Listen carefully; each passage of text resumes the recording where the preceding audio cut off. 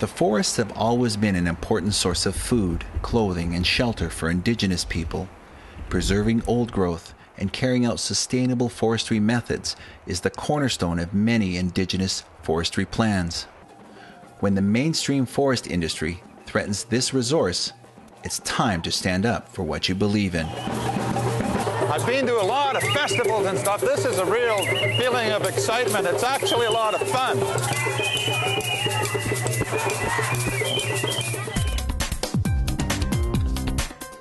But right now we're at a critical juncture in the province's history. We still have a chance to do it right. We can have a sustainable second growth industry, or we can turn Vancouver Island into a place of tree plantations, of clear cuts.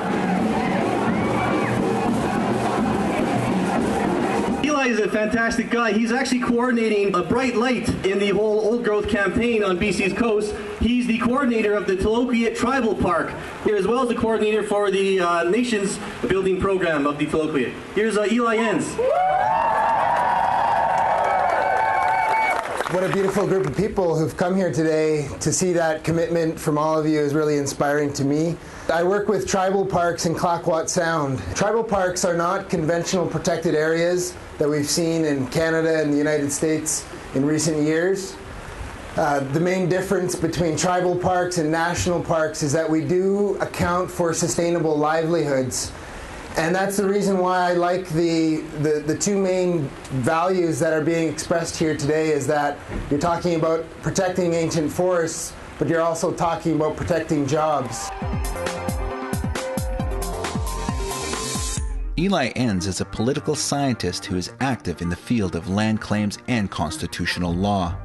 He is currently involved in several land development projects, including the creation of a tribal park in Clayoquot territory.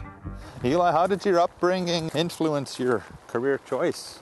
Well, everything is really connected, and my upbringing, I just learned that there's not so much difference between different people, and my folks encouraged me to learn about all cultures of the world. What was the significance of this type of rally for the ancient rainforest? Well, I like the way they're approaching it now. They're talking about saving ancient rainforest, and at the same time they're talking about creating more jobs. For us, that's a very significant connection. We don't believe that there are any such thing as pristine forests in our territory, untouched by man. They've always been touched. We've always harvested our forests, but it's the way that you do it that's important. We want to create sustainable livelihoods in our territory, and we also want to de-mechanize the forestry industry. And what are some of the ways that we can tap into traditional beliefs to create sustainability? I'll answer that question with a bit of a personal story. I'm a person of mixed ancestry myself. My father's from Tloquet, and my mother's from Winnipeg, Manitoba. And previous to that, her family immigrated from Holland. So I have some Dutch ancestry. And when I was growing up, they called me a half-breed. It wasn't until my early 20s that I started to think more about my own identity. And one of the elders in our community, he said, "You know what, Eli, you're kuas. You're a real live human being." And this concept has become a very powerful concept in our stakeholder management exercises in tribal parks.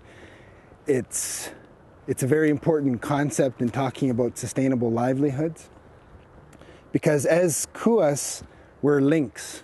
We're a link between our past ancestors and our future ancestors. And as a link, we have a responsibility.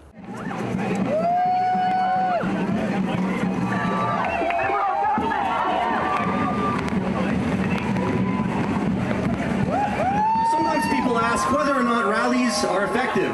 And I say they absolutely are effective. It's because we've been working to educate, mobilize, and involve as many people as possible. Thousands of people are tuned into this issue. This is the issue that won't go away. There's hundreds of you showed up despite the torrential heavy rains. Thank you. A lot of people have become afraid of this term economic development, and it's almost become a dirty word in our language, where there's all kinds of negative connotation that goes along with that term. I'd like to share a quote with you from Confucius that's very relevant to the Tribal Parks Initiative. And the quote is, "To put the world in order, you must first put the nation in order. And to put the nation in order, you must first put the family in order. And to put the family in order, you must first cultivate your personal life. And to cultivate your personal life, you must first set your heart straight." And I believe that people here have their hearts straight, and I hope that momentum carries forward, and that together we can create sustainable livelihoods in this province that will change the way we look at natural ecosystems in the future. Thank you.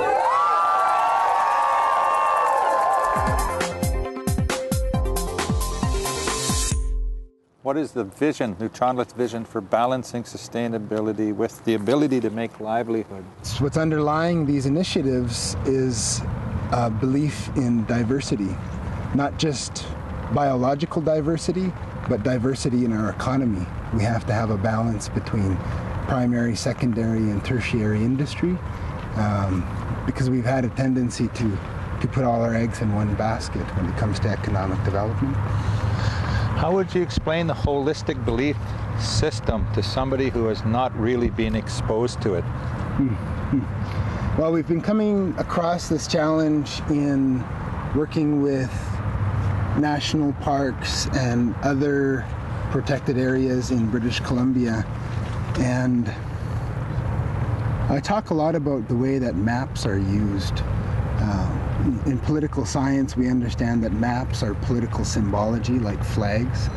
And when you go through geography in high school growing up, you see a map of Canada and you see all the provincial boundaries, and then you see a little 200 nautical mile limit that goes around the continent out into the open ocean. And to put these kinds of lines on topography is really tricking the human into thinking that things are not all connected. But the real challenge is to integrate Hishukish Tsawak. Everything's interconnected.